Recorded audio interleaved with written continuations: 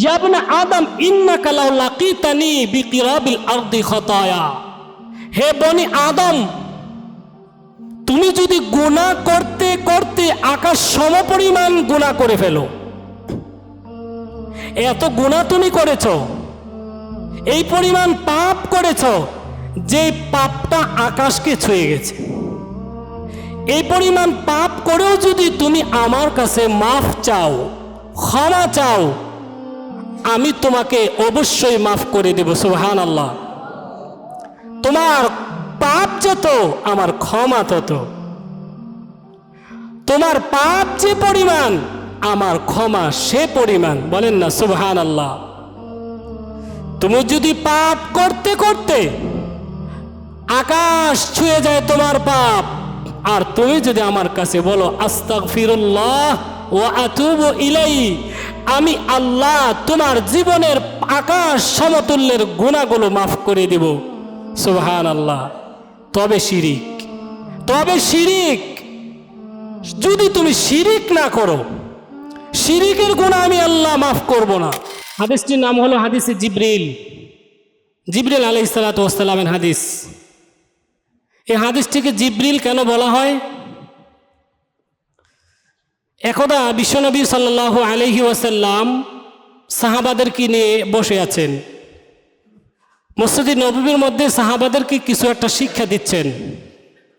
ঠিক এই মুহূর্তে জিবরিল আলাইহিস সালাতু ওয়াস সালাম সাহাবাদেরকে শিক্ষা দেওয়ার জন্যে মানুষের আকৃতি ধারণ করে সেই মজলিসে এসে উপস্থিত হলেন এবং রাসূল সাল্লাল্লাহু আলাইহি ওয়াসাল্লামের একেবারে নিকটে এসে বসে গেলেন এবং রাসূল সাল্লাল্লাহু আলাইহি ওয়াসাল্লামকে কিছু প্রশ্ন করলেন, রাসূল তার উত্তর দিলেন। জিবরিল আলাইহিস সালাতু ওয়াস সালাম সেগুলোকে সত্যায়ন করলেন। এভাবে সাহাবাদেরকে কিছু জিনিস শিক্ষা দিলেন জিবরিল আলাইহিস সালাতু ওয়াস সালাম। এই জন্য এই হাদিসটাকে বলা হয় হাদিসে জিবরিল। বুঝাইতে পারলাম? সমস্ত মুহাদ্দিসিনে কেরাম এবং মুফাসসিরিনে কেরাম এই হাদিসটাকে বলেন উম্মাহাতুল হাদিস। উম্মাহাতুল হাদিস, হাদিসের মা অথবা হাদিসের জননী। এই হাদিসকে হাদিসের জননী কেন বলা হয়? এই হাদিসের মধ্যে গোটা ইসলামের মধ্যে যা কিছু রয়েছে সব কিছু একটি হাদিসের মধ্যে রয়েছে। সুবহানাল্লাহ। গোটা কোরআন ও হাদিসের মধ্যে যা কিছু রয়েছে তার সব কিছু রয়েছে গোটা একটা হাদিসের মধ্যে। সুবহানাল্লাহ। এই জন্য হাদিসটাকে বলা হয় উম্মাহাতুল হাদিস, হাদিসের জননী। আপনারা ইনশাআল্লাহ শুনলে বুঝতে পারবেন এই হাদিসের মধ্যে গোটা ইসলামটা রয়েছে। চলেন এবার হাদিসের দিকে আমরা চলি। عن عمر بن الخطاب رضي الله عنه قال بينما نحن عند رسول الله صلى الله عليه وسلم ذات يوم, উমর রাদিয়াল্লাহু আনহু বলেন, আমরা যখন রাসূল সাল্লাল্লাহু আলাইহি ওয়াসাল্লামের পাশে এভাবে বসেছিলাম, ইজ তালা আলাইনা রাজুলুন, ঠিক ওই মুহূর্তে একজন ব্যক্তি মসজিদের ভিতরে আগমন করলেন। তার চারটা অবস্থা তিনি বয়ান করেছেন। শাদীদু বায়াদিস সিয়াব, শাদীদু সাওয়াদিস শাআর। যে লোকটা আসছে একেবারে দবদবে সাদা কাপড় পরিহিত অবস্থায় আসছে, একেবারে সাদা কাপড়, আর তার মাথার চুলগুলো কুচকুচে কালো, একেবারেই কালো। তাহলে বোঝা গেল টিপটাপ থাকা, পরিপাটি থাকা, হ্যাঁ, সেজে গুছিয়ে থাকা, এটা রাসূল সাল্লাল্লাহু আলাইহি ওয়াসাল্লামের সুন্নাহ। সেজে গুছিয়ে থাকা এটা সুন্নাহ, স্মার্টভাবে থাকা এটা সুন্নাহ। অগুছানো থাকা, অপরিষ্কার থাকা, এলোমেলো থাকা এটা সুন্নাহ না। সুন্দরভাবে থাকতে হবে, গুছানো পরিপাটি থাকতে হবে। রাসূল সাল্লাল্লাহু আলাইহি ওয়াসাল্লাম সব সময় সুন্দরভাবে থাকতেন, কারণ ইন্নাল্লাহা জামিলুন ইউহিব্বুল জামাল, আল্লাহ নিজে সুন্দর, তিনি সৌন্দর্যতাকে পছন্দ করেন। সুবহানাল্লাহ। তিনি সব সময় সুন্দর হয়ে থাকতেন, সাজানো গোছানো থাকতেন। রাসূলের মধ্যেই রয়েছে সর্বোত্তম আদর্শ, তার মতো কেউ আদর্শ অবলম্বন করতে পারে নাই। তিনি যেভাবে হেঁটেছেন, মানুষের সাথে কথা বলেছেন, তার কথার বচনভঙ্গি, তার নামাজ, তার তেলাওয়াতের চাইতে সুন্দর তেলাওয়াত কারো হতে পারে? তার কথার চাইতে সুন্দর কথা আর কারো হতে পারে? তার নামাজের চাইতে সুন্দর নামাজ কি আর হতে পারে? কারো হতে পারে না। সর্ব উত্তম আদর্শই রয়েছে রাসূল সাল্লাল্লাহু আলাইহি ওয়াসাল্লামের মধ্যে।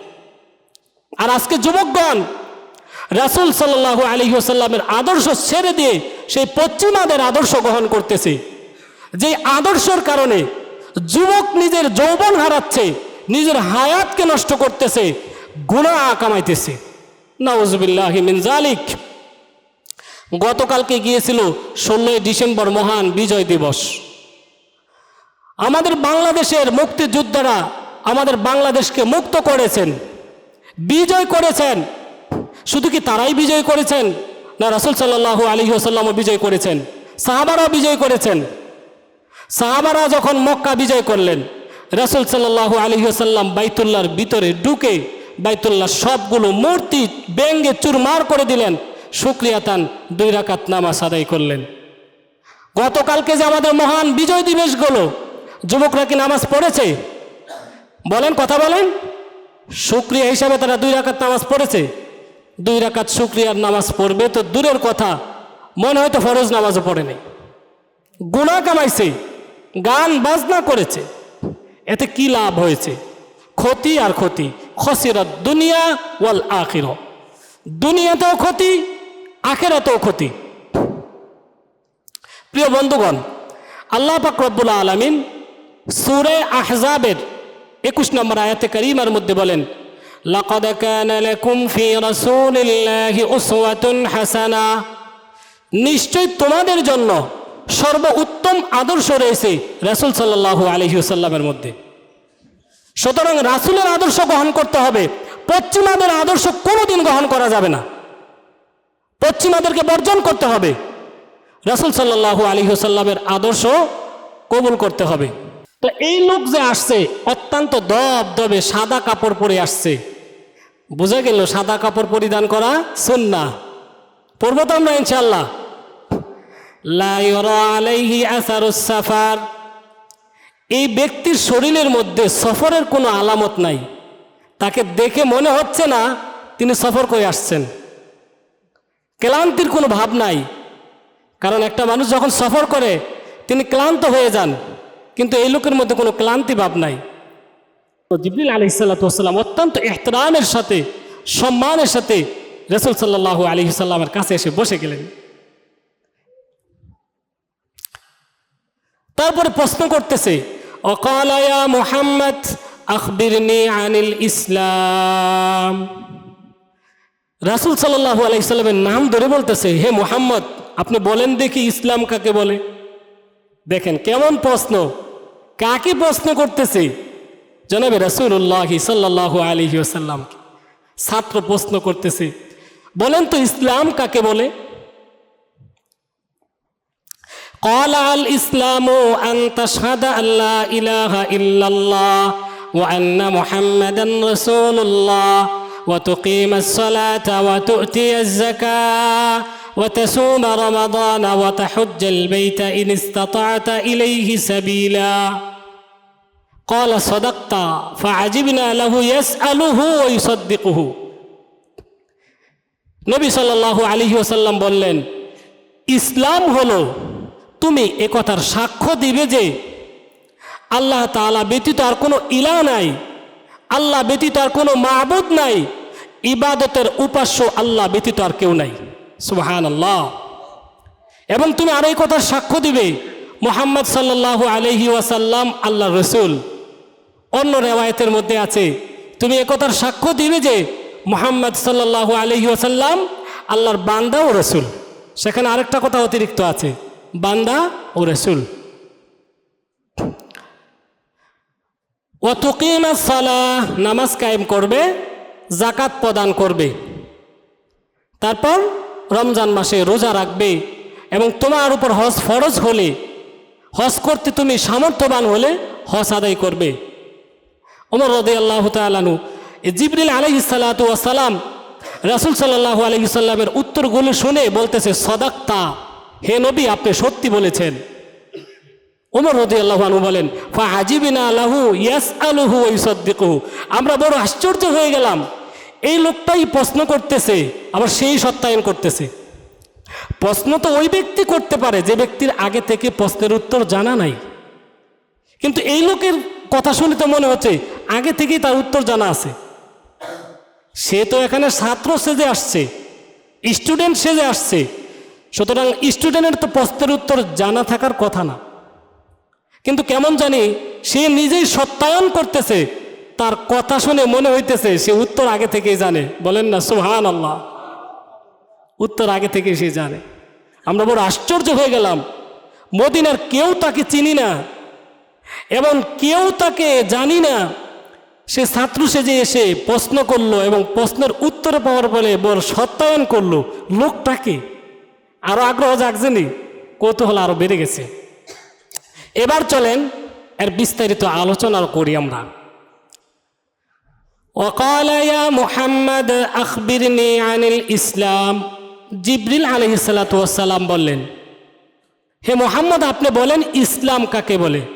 قال الإسلام أن تشهد আল্লা ইলাহা ইল্লাল্লাহ, নবী বললেন ইসলাম হলো তুমি একথার সাক্ষ্য দিবে আল্লাহ ব্যতীত আর কোনো ইলাহ নাই। আল্লাহ ব্যতীত আর কোনো ইলাহ নাই, এ কথার মানে কি? ভালো করে বুঝতে হবে আজকের আলোচনাটা। আল্লাহ ব্যতীত আর কোনো ইলাহ নাই, এ কথার অর্থ হলো তাওহীদের উপর অটল থাকা, কুফর শিরিককে বর্জন করা। কোনোভাবেই কুফর করা যাবে না, কোনোভাবেই শিরিক করা যাবে না। মানে হলো সুন্নাহকে গ্রহণ করা, বেদাতকে বর্জন করা। তাহলে আমরা এই কথা বুঝতে পারলাম, আল্লাহ ব্যতীত আর কোনো ইলাহ নাই, এ কথার অর্থ হলো যে তাওহীদের উপর অটল থাকা। আপনারা সকলেই জানেন তাওহীদ তিন প্রকার: তাওহীদ রুবুবিয়্যাত, তাওহীদ উলুহিয়্যাত, তাওহীদ আসমা ওয়াস সিফাত। অর্থাৎ একমাত্র সৃষ্টিকর্তা আল্লাহ তাআলা, রিজিক দেন একমাত্র আল্লাহ তাআলা, মাফ করেন একমাত্র আল্লাহ তাআলা, বান্দাকে পরিচালনা করেন একমাত্র আল্লাহ তাআলা। আমাদেরকে রিজিক দেওয়া, হায়াত দেওয়া, মৌত দেওয়া, অভাব অনটন দেওয়া, সচ্ছলতা দেওয়া, একমাত্র দেওয়ার মালিক কে? আল্লাহ। আওয়াজ দিয়ে বলেন, কে? আল্লাহ। এই আল্লাহর দেওয়ার মধ্যে কেউ শরিক নাই। আল্লাহ আমাকে রিজিক দেন, এর মধ্যে যদি আপনি কাউকে শরিক করেন তাহলে আপনি মুশরিক হয়ে গেলেন, নাউযুবিল্লাহি মিন যালিক। এর নাম হলো তাওহীদ, একত্ববাদ, যে দেওয়ার ক্ষমতা শুধুমাত্র আল্লাহ তাআলার। এর বিপরীতই হলো শিরিক। এখন যারা বাবার দরবারে যায়, বাবার কাছে গিয়ে সন্তান চায়, সন্তান কি বাবার দেওয়ার কোনো ক্ষমতা আছে? যারা মাজারে গিয়ে সেজদা করে, মাজারের কাছে সন্তান চায়, রিজিক চায়, মাজারের কোনো ক্ষমতা আছে?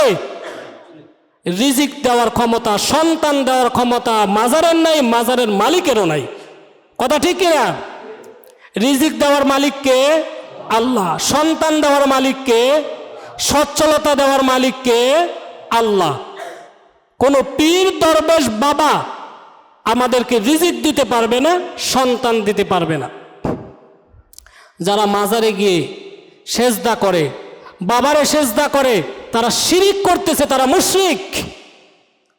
মুশরিকের ব্যাপারে আল্লাহ পাক রব্বুল আলামিন কোরআনে কারীমের সূরা নিসার 48 নম্বর আয়াতের মধ্যে বলেন, ইন্নাল্লাহা লা ইয়াগফিরু আন ইউশরাকা বিহি ওয়া ইয়াগফিরু মা দুনা যালিকা লিমান ইয়াশা। নিশ্চয়ই আল্লাহ তাআলা যেই বান্দার যে গুনাহ মনে চায় সব গুনাহ মাফ করে দিবেন, যাকে মনে চায় তাকে মাফ করে দিবেন, যেই পরিমাণ গুনাহ হোক সব গুনাহ মাফ করে দিবেন, কিন্তু শিরিকের গুনাহ, কিন্তু শিরিকের গুনাহ মাফ করবেন না। শিরিকের গুনাহ খাঁটি তওবা ছাড়া মাফ হবে না। কোনো ব্যক্তি যদি শিরিক করে মৃত্যুবরণ করে বিনা হিসাবে জাহান্নাম, নাউজুবিল্লাহি মিন যালিক।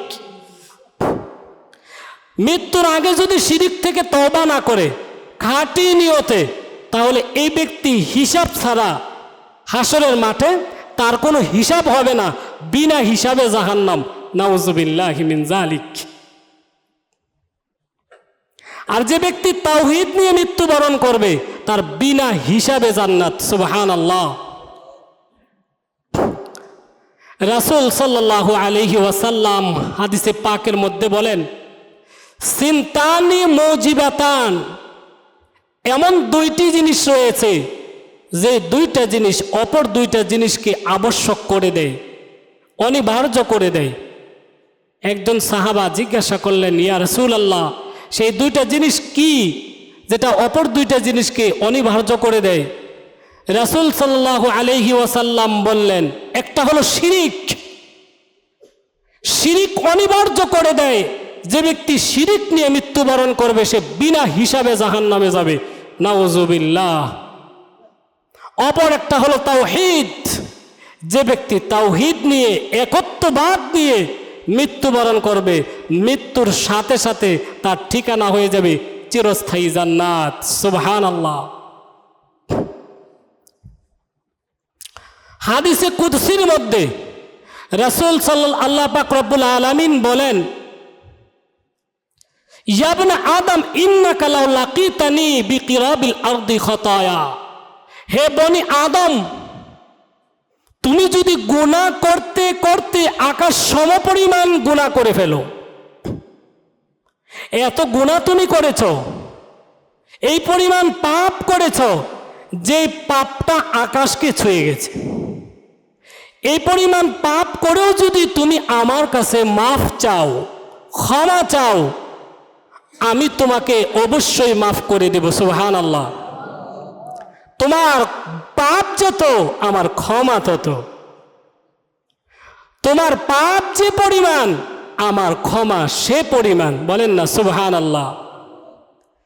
তুমি যদি পাপ করতে করতে আকাশ ছুঁয়ে যায় তোমার পাপ, আর তুমি যদি আমার কাছে বলো আস্তাগফিরুল্লাহ ওয়া আতুবু ইলাইহি, আমি আল্লাহ তোমার জীবনের আকাশ সমতুল্যের গুনাহগুলো মাফ করে দিব, সুবহানাল্লাহ।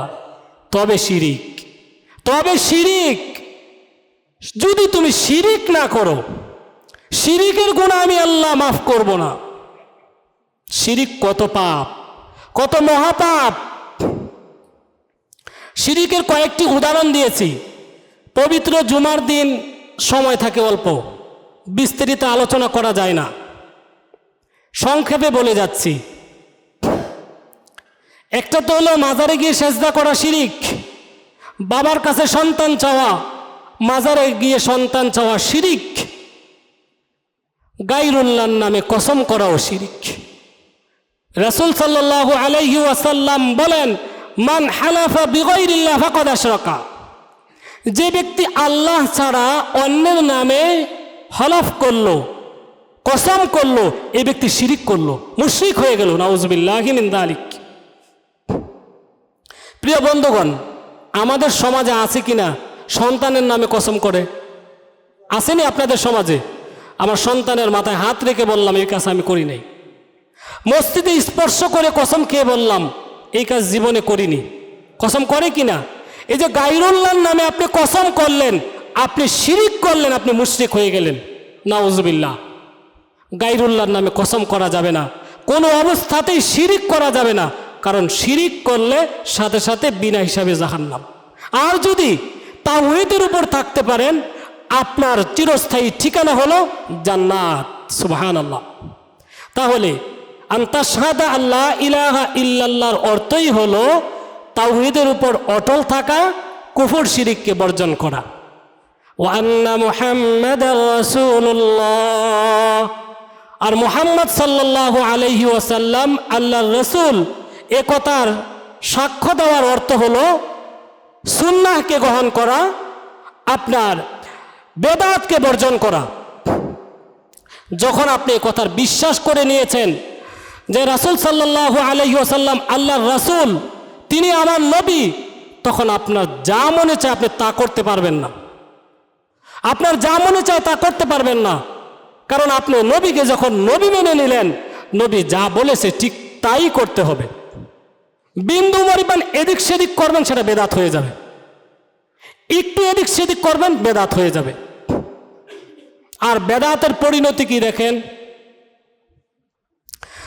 হাসরের মাঠে যখন সমস্ত মানুষগুলো পেরেশান হয়ে যাবে, তখন রাসূল সাল্লাল্লাহু আলাইহি ওয়াসাল্লাম নিজের উম্মতকে ডাকবেন, তুমি আমার উম্মতেরা আমার হাউজে কাউসার থেকে পানি পান করার জন্য আসো। উম্মত সবাই পিপাসায় তৃষ্ণায় অত্যন্ত অস্থির হয়ে যাবে, সবাই পানি পান করার জন্য হাউজে কাউসারের দিকে যাবে। কিছু লোকের সামনে ফেরেশতারা পর্দা সৃষ্টি করে দিবে। রাসূল সাল্লাল্লাহু আলাইহি ওয়াসাল্লাম আশ্চর্য হয়ে জিজ্ঞাসা করবে, ও ফেরেশতারা তোমরা কেন পর্দা দিলে? ফেরেশতারা উত্তর দিয়ে বলবে, ইয়া রাসূলুল্লাহ, তারা আপনি দুনিয়া থেকে চলে আসার পরে বেদাত করেছে, আপনার দিনের মধ্যে পরিবর্তন করেছে, সুতরাং তাদেরকে আপনার কাছে আসতে দেওয়া হবে না। তখন রাসূল সাল্লাল্লাহু আলাইহি ওয়াসাল্লাম বলবেন, সুহকান সুহকান লিমান গায়্যারা মিন বাদি, দূর হয়ে যাও, দূর হয়ে যাও ওই সমস্ত ব্যক্তিরা যারা আমার ইন্তেকালের পরে দিনের মধ্যে নিজের ইচ্ছা মতো মন গড়া মতো কিছু বাড়াইছো আর কিছু কমাইছো। আজকে আমার স্বভাব তোমাদের কপালে জুটবে না, আজকে আমার হাউজে কাউসারের পানি তোমরা পান করতে পারবে না। প্রিয় বন্ধুগণ, কোনোভাবেই বেদাত করা যাবে না। আপনি যদি বেদাত না করে সুন্নতকে আঁকড়ে ধরেন, তাহলে আপনার ফলাফল কি হবে দেখেন। রাসূল সাল্লাল্লাহু আলাইহি ওয়াসাল্লাম বলেন, মান আহাব্বা সুন্নতি ফাকাদ আহাব্বানি ওয়া মান আহাব্বানি কানা মাইয়া ফিল জান্নাহ আও কামা ক্বালা রাসূলুল্লাহ সাল্লাল্লাহু আলাইহি ওয়াসাল্লাম। রাসূল বলেন, যে ব্যক্তি আমার সুন্নতকে ভালোবাসে, সুন্নত অনুযায়ী জীবন যাপন করে, তার পুরো গোটা জীবনটা সুন্নত অনুযায়ী পরিচালনা করে, বেদাতকে বর্জন করে, এই ব্যক্তি প্রকৃতপক্ষে আমি নবীকে ভালোবাসলো, আর যে আমি নবীকে ভালোবাসবে সে আমার সাথে একত্রে জান্নাতে প্রবেশ করবে। সুবহানাল্লাহ। আমরা বেদাতকে বর্জন করব তো ইনশাআল্লাহ, রাজি আছি তো ইনশাআল্লাহ। আল্লাহ আমাদের সবাইকে তৌফিক দান করুক, বলেন আমিন।